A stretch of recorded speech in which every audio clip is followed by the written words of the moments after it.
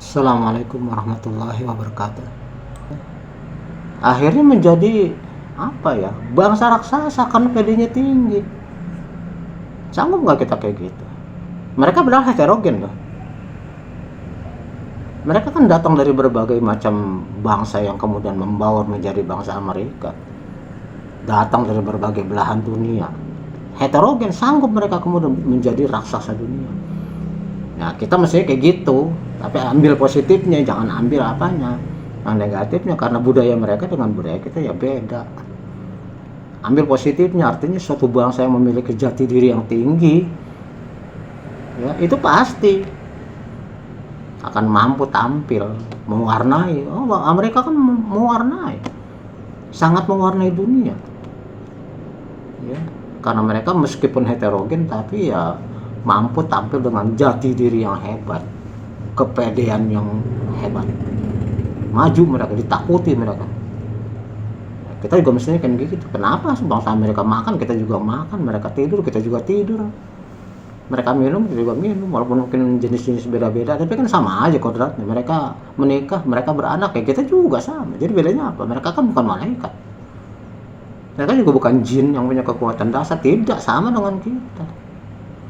Jadi kenapa mereka bisa, kita nggak bisa? Itu masalahnya adalah di jati diri tadi. Sehingga jati diri yang gampang mereka itu bisa membuat satu ketahanan nasional sehingga mempengaruhi dunia. Sementara kita bolak-balik ribut, itu lagi yang dimasalahin. Ya kan? Bolak-balik diributin itu lagi, putar lagi. Jadi kita ini kayak komedi puter. Kamu tahu kuda komedi puter kan uber-uberan, tapi kan nggak pernah nyampe, nggak pernah ke uber tuh. Yang di depan tetap aja di depan, terus aja muter. Jadi kita itu kayak gitu tuh, ngeributin itu lagi. Tahun 45 ngeributin ideologi, tahun 2022 ngeributin ideologi. Nah itu, jadi berhentilah berpikir kayak gitu. Mari kita sama-sama maju, mari kita sama-sama berusaha untuk menjadi bangsa yang punya jati diri. Kan dari tahun 1908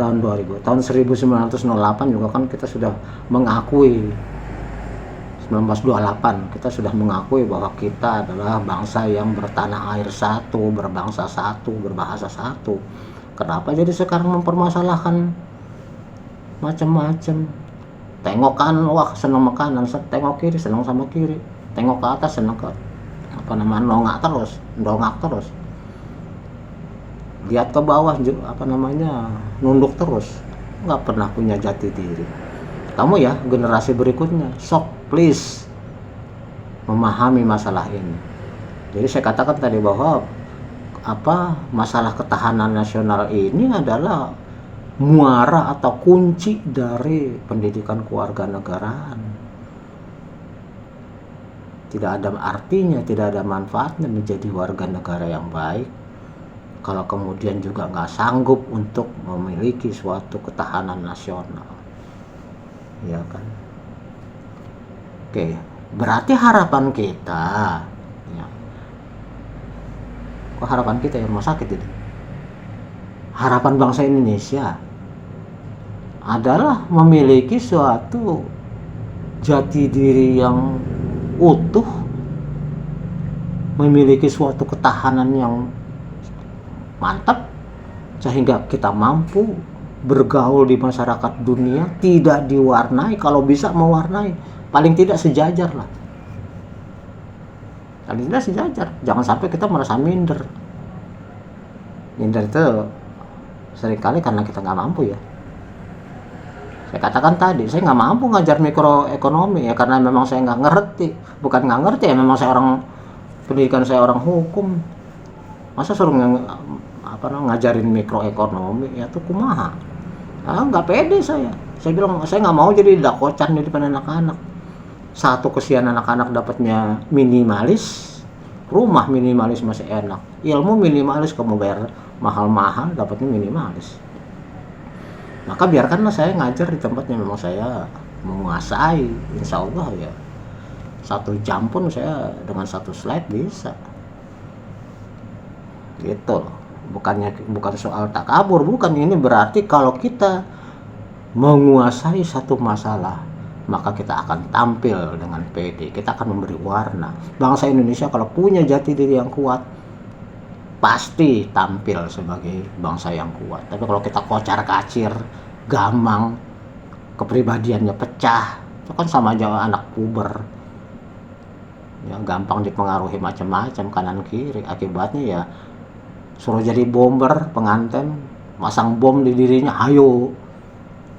Wah, dijanjiin masuk surga. Yang ngejanjiin belum tentu masuk surga. Gampang dipengaruhi narkoba. Wah, kita melayang-layang loh. Entah melayang kemana. Wah, kita enak loh jadi bangsa bebas. Kayak bangsa-bangsa barat, ikut. Geng motor, enak, bebas. Bisa nakut-nakutin orang. Enak, bebas. Jadi kayak gitu ya, jadi kesana kemari. Oke, next. Nah, sekarang yang harus kita perhatikan berarti apa sih ketahanan nasional itu unsur-unsurnya. Nah, tentu banyak para ahli yang mengemukakan pendapat apa yang dimaksud dengan national power, the elements of national power, unsur-unsur dari ketahanan nasional. Salah satunya adalah, saya nggak ngambil semuanya ya, banyakan lah, dari satu aja. Hans Morgenthau, dia mengatakan bahwa yang namanya elemen suatu bangsa yang punya ketahanan nasional yang kuat adalah satu, dari segi geografinya. Bangsa Indonesia geografinya seperti apa? Kita punya lautan yang sangat luas. Kita punya luasnya negara kita luar biasa. Kita punya ribuan pulau ya. Kemudian dari segi sumber daya alamnya, natural resourcesnya, baik itu untuk makanan maupun bahan mentah, kita juga luar biasa. Kata plus tongkat kayu dan batu jadi tanaman. Ini bukan lautan, hanya kolam susu. Ya, artinya benar kan tongkat kayu ditanam jadi tanaman. Tongkat kayu singkong kamu tanam aja, tancepin jadi dia berbuah dia. Negara lain belum tentu. Jepang misalnya, pasir itu. Ya, pasir banyak kan jenisnya pakai pasir laut. Singapura, negara kecil, nggak punya sumber daya alam, tapi mampu dia, malah lebih kaya dari Indonesia tuh. Vietnam yang kemarin baru merdeka tahun 76, Indonesia 45, lari dia langsung nyusul Indonesia. Saya masih ingat dulu tahun berapa ya, bangsa Vietnam itu masih, ya mohon maaf, tanda kutip, norak dengan lift di mall. Ada di YouTube tuh. Tapi itu dulu waktu mereka baru mengenal mall. Kita padahal dari sebelumnya kenal mall dengan lift itu, tangga jalan itu. Tapi kemudian mereka langsung lari. Bahkan dalam segi ekspor mereka tuh di depan kita itu. Kita yang ngos-ngosan. Kenapa? Berantem melulu. Setiap ganti pemerintahan nih mahasiswa demo mulu. Demo lagi, nggak ngerti gehonta. Kadang-kadang yang didomain juga kagak tahu. Oke. Jadi dari geografi, dari sumber daya alam, dari kapasitas industri, industrial capacity. Di Indonesia ini apa yang nggak ada? Nikel, batu bara, emas, ada semua di sini. Logam-logam banyak di sini. Bahkan untuk nikel itu kita paling banyak tuh seluruh dunia. Indonesia nomor 1 untuk nikel. Makanya waktu Jokowi kemudian menghentikan ekspor nikel tuh, orang-orang barat yang industri pengolah nikel pada teriak, marah-marah. Kata Jokowi, lah kasarnya punya gua, tanah gua, nikel gua, kenapa jadi lu yang ribut? Indonesia nggak mau ekspor nikel dan pengen bikin pengolah sendiri. Pada ribut tuh orang Eropa tuh ribut tuh, marah-marah. Kemarin aja tuh kamu mungkin masih ingat tuh yang kemarin Jokowi larang ekspor apa sawit gara-gara di dalam negeri itu mahal minyak goreng kan, ekspor sawit dihentikan sementara, ribut tuh seluruh dunia tuh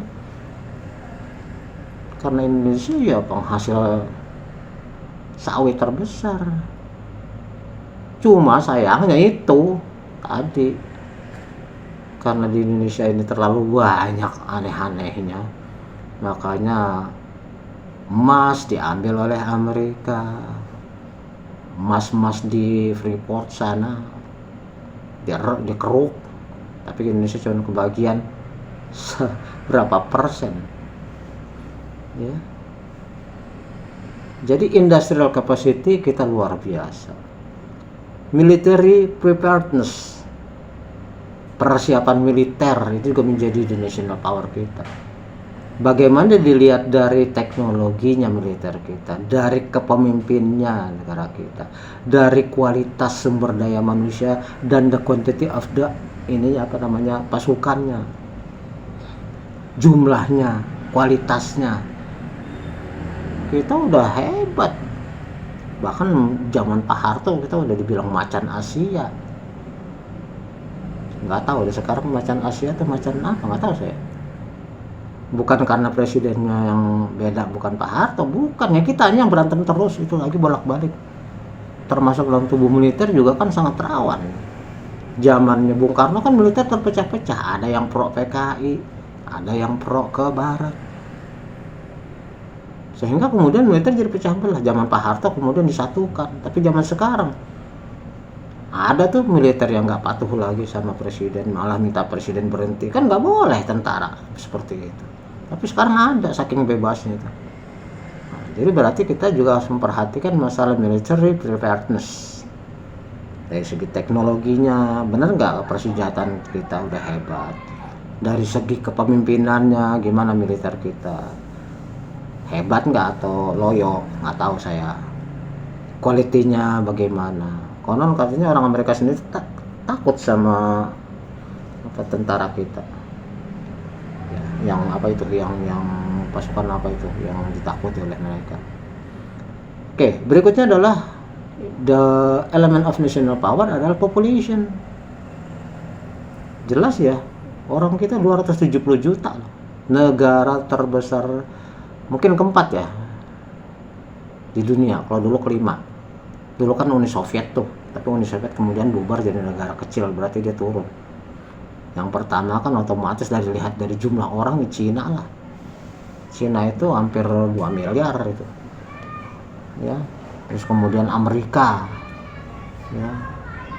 Amerika, terus kemudian India. Indonesia. Yang jelas Indonesia itu masuk 5 besar dari segi populasi. Tapi ada masalah juga di sini. Apa itu? Distributionnya. Ini yang kemudian pengen diratain sama Jokowi dengan membangun ibu kota di sana, di Kalimantan. Tapi Anda tahu sendiri ributnya minta ampun. Udah jelas-jelas kan pemindahan ibu kota ke sana itu dalam rangka distribution of population. Mendistribusikan pemerataan populasi penduduk, jangan numpuk semua di Jawa. Karena semua industri, semua pusat bisnis adanya di Jawa, sehingga yang di sana itu lambat perkembangannya. Ya, lambat perkembangannya sehingga orang kan pada larinya ke Jawa semua. Yang dari Kalimantan pada lari ke sini. Ya, dari mana-mana larinya ke Jawa semua. Akibatnya Jawa itu kan jadi ibaratnya ya berat lah, ibarat satu tempat pada ngumpul di tempat tertentu, yang tempat lain kan kosong jadi. Kan pengen dipindahin supaya pemerataan, wilayah barat udah penuh nih, kemudian dipindahkan ke timur supaya ada distribusi yang seimbang. Ingat ya, di setiap apapun kebijakan pemerintah itu pasti ada yang merasa dirugikan. Nah itu yang teriak-teriak tuh. Ada yang teriak-teriak itu. Lalu kemudian mereka menggunakan pengaruhnya untuk kemudian supaya hal tersebut tidak terjadi. Padahal pada pemindahan ibu kota itu dari zaman Soekarno sudah diwacanakan. Cuman baru sekarang direalisasikan. Makanya tantangannya sangat banyak. Banyak orang yang bilang begini, bilang begitu. Padahal ke depan yang penting distribution of population ini yang penting. Ini yang harus kita sadari. Jakarta tuh makin penuh, apalagi rawan gempa, rawan tsunami ya. Apalagi kemudian banyak sekali potensi demo, bergerak dikit demo ya. Kapan maju Indonesia ini? Kalau di sana di Kalimantan, ibu kota, nggak ada yang bisa demo ke sana, mahal. Satu orangnya berapa ya, biayanya ke sana. Maka itu juga suatu katakanlah boleh dikatakan suatu strategi untuk mencegah terjadinya bolak-balik kerawanan politik karena banyaknya demo. Makanya distribution of power ini antara lain adalah dengan memindahkan ibu kota kita supaya terjadi pemerataan ekonomi, pemerataan pembangunan, jangan hanya di barat terus, tapi juga di timur, sekaligus juga orang jadi merata jumlahnya, nggak numpuk di Jawa, di Pulau Jawa. Masalah tren juga begitu. Bangsa kita ini yang saya bilang tadi tuh, bangsa Indonesia trennya kemana sih? Punya tren nggak sih? Ada yang senang ke kanan, ada yang senang ke kiri. Dari zaman Bung Karno ada yang senang ke negara-negara timur seperti Rusia dan komunis Cina. Ada yang pronya ke barat seperti Amerika dan negara-negara baratnya, negara-negara sekutunya. Nah sekarang nggak tahu nih trennya kemana nih, ke Arab-Araban, wallahu alam. Itu harus kita perhatikan. Jadi tetap aja kan nggak punya kebanggaan pada diri sendiri. Memangnya kalau jadi Islam itu harus harus jadi Arab? Nggak mesti kan, yang penting kan nilai-nilainya, nilai-nilai dari agamanya, bukan harus berpakaian seperti sana, nggak mesti gitu. Yang berikutnya adalah national character. Ini yang lemah. Kita punya ciri-ciri bangsa kita yang dulu itu sangat dikagumi orang sebagai ramah, welcome, bersatu. Sekarang mulai merosot nih. Ramah apaan? Caci maki melulu. Coba kamu lihat di medsos itu.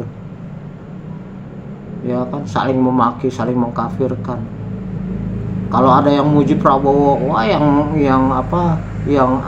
pro Anies marah-marah, ngata-ngatain begini bukan Prabowo, Ganjar yang akan datang kan. Kalau ada yang muji Ganjar, yang pro Anies marah-marah. Kalau ada yang muji-muji Anies, yang pro Ganjar marah-marah. National characternya makin lama makin lemah. Gampang sekali diprovokasi ya. Dan saya sangat berharap supaya Anda mahasiswa please ngerti politik supaya jangan dipolitikin orang. Saya nggak rela kalau kamu itu digiring kanan, digiring kiri, diprovokasi berbuat ini berbuat itu tanpa Anda sendiri sadar apa manfaatnya buat diri sendiri dan apa mudaratnya ke bangsa ini ya. Oke, yang berikutnya adalah national moral. Kondisi mental dari bangsa kita secara nasional itu gimana? Masih kuat nggak ya? Benar nggak ini kita sekarang ini masih punya mentality seperti yang ada di tahun 1928 dengan Sumpah Pemuda? Apa sekarang kita ini kepengennya jadi yang pro Cina, pengen jadi wong Cina gitu. Terus kemudian yang pengennya khilafah pengennya jadi ala Arab gitu. Terus kemudian yang pengen jadi orang Amerika modern gitu, bebas segala-galanya, individualis. Berarti national moral kita gamang. Ini baru zaman saya loh, saya masih ada loh. Zaman kamu besok kalau kamu ada di posisi saya, entah kamu kan mungkin aja kan ada yang jadi dosen. Mungkin ada yang jadi bupati, ada yang jadi gubernur, atau menjadi pengusaha, menjadi apalah. Dan kamu menyaksikan perkembangan anak-anak muda zaman kamu. Saya aja ngadepin kamu ini sampai saya tulis berkali-kali itu. Aduh ampun deh, saya itu yang tadi sore saya share itu. Ada juga tuh yang marah-marah sama saya. Tapi saya mah ya udahlah, yang penting niat saya mah karena saya mikir seperti ini. Kemarin kamu share yang Pancasila dan masa depan NKRI, kan ada yang komen, akun ini di report saja karena pemaksaan, maksa orang suruh. Ampun deh, emang dipaksa ya? Kan cuma kamu sharing doang, emang ada yang maksa? Saya memang minta kamu, tapi saya bilang karena ini adalah suatu kewajiban kita sebagai yang memahami masalah untuk to spread the understanding,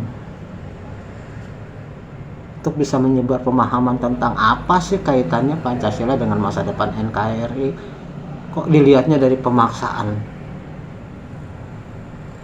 Ya sudahlah. Oke. Nextnya adalah the quality of diplomacy. Di kancah internasional, Indonesia itu punya nggak power of diplomacy? Ya. Punya nggak kita kekuatan untuk mempengaruhi orang lain dengan omongan kita, dengan perbuatan kita, atau kemudian kita tampil kemudian dilecehin orang? Kemarin Pak Jokowi berusaha untuk mendamaikan Ukraina sama Rusia. Di kedua tempat itu beliau disambut dengan baik, walaupun tetap perang. Ya namanya orang berusaha mendamaikan kan malah kemungkinannya malah jadi ditonjok kan. Kamu aja orang lagi berantem kamu pisahin, kemungkinannya kamu malah kena tonjok. Tapi Pak Jokowi jalan. Tapi apa yang terjadi di bangsa kita sendiri? Dilecehin, dikatain macam-macam, begini. Ya namanya orang usaha mendamaikan. Kenapa sih? Kenapa? Karena Ukraina itu ladang gandum yang impornya itu sangat kita terpengaruh. Artinya kalau Ukraina itu sampai perang berkepanjangan, impor kita gandum dari sana terganggu, maka kamu susah makan Indomie, susah kamu makan tempe goreng, susah kamu makan roti, susah kamu makan yang lainnya, karena semuanya dari tepung gandum, harganya meroket. Kamu nggak sanggup nanti beli sebungkus Indomie, sebungkus Supermie, atau sepotong roti, ataupun sepotong apalah yang memang bahan dasarnya gandum. Kenapa gandum kan nanam Indonesia? Yang namanya tanah itu beda-beda, nggak bisa Indonesia tanam gandum, karena gandum itu memerlukan suatu lahan yang dingin. Kenapa kita nggak menghasilkan? Ya emang bisa. Kadang-kadang orang suka main asal teriak aja. Gandum itu memang dari Ukraina. Makanya kemudian Pak Jokowi memikirkan bangsa kita nanti susah makan Indomie, makan roti, makan tempe goreng karena nggak ada tepungnya, dan bahan-bahan roti yang lain, bahan kue-kue yang lain yang semuanya dari tepung. Beliau terbang ke sana berusaha untuk mendamaikan supaya apa? Supaya jangan negara itu kemudian hancur lebur, sehingga kita nih jadi apa? Jadi kena imbasnya. Apa-apa jadi mahal. Bukannya didukung, dikata-katain. Aduh ampun deh.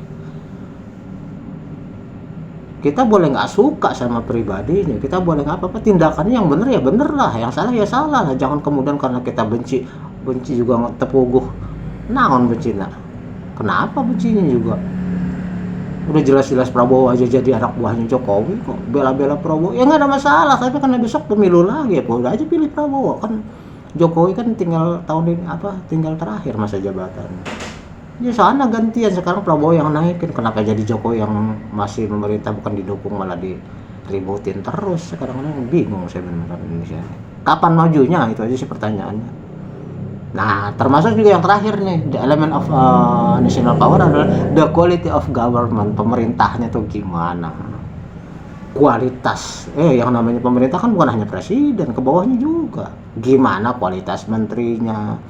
Gimana kualitas para dirjen? Gimana kualitas para birokrat? Sampai gimana kualitas para lurah? Jokowi kan cuma satu. Sebaik apapun dia, kalau di bawahnya kagak baik ya sama aja bohong. Mana bisa dia menguasai semuanya. Walaupun dia adalah pemimpin tertinggi angkatan perang, mau ditembak-tembakin semua. Bisa tuh zaman Pak Harto, tapi kan eranya udah beda ya. Nggak mungkin lagi presiden akan datang berlaku seperti Pak Harto kemarin. Zaman Pak Harto memang iya, nurut semua. Tapi kan sekarang udah nggak bisa kayak gitu.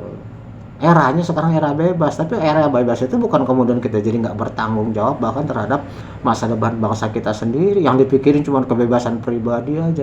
Yang penting kumaha aing baik gitu, jangan gitu, atau gimana bangsa Indonesia maju. Oke, saya mungkin nggak bisa ngabisin slide ini ya. Slide ini ada 31, sekarang baru masuk 3.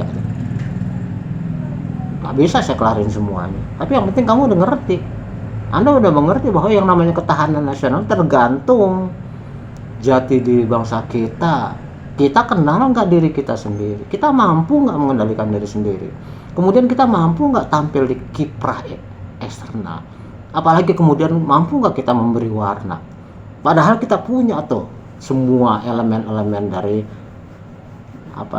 dari suatu bangsa yang punya ketahanan. Ini baru pendapat si Morgenthau loh, belum lagi yang lain yang melihatnya dari berbagai macam sudut. Jadi kembali ya, kesimpulannya, orang yang mengetahui dirinya sendiri, menguasai masalahnya, dia akan pede. Jelas ya, 1 jam lebih saya ngomong cuma 3 halaman tuh. Ya kan? Karena apa? Karena saya menguasai. Kalau saya disuruh ngajar mikroekonomi, nih basah saya keringet dingin, nggak menguasai, kamu juga dapatnya salah-salah. Nah berarti bangsa Indonesia kembali lagi, kalau kita menguasai diri kita sendiri, punya jati diri tinggi, nggak bakalan kita tuh bisa pecah belah, nggak bakalan kita dipengaruhi. Nggak mungkin kita tuh berpendapat rumput tetangga lebih segar, bininya orang lebih cantik, nggak gitu. Kita pasti akur dengan keluarga kita sendiri, meskipun banyak pil ya udah biarin aja. Tapi kita tetap teguh dengan rumah tangga dan tidak menyebabkan yang namanya kita punya home jadi broken, yang akibatnya anak-anak kita tercecer nggak karu-karuan. Ya.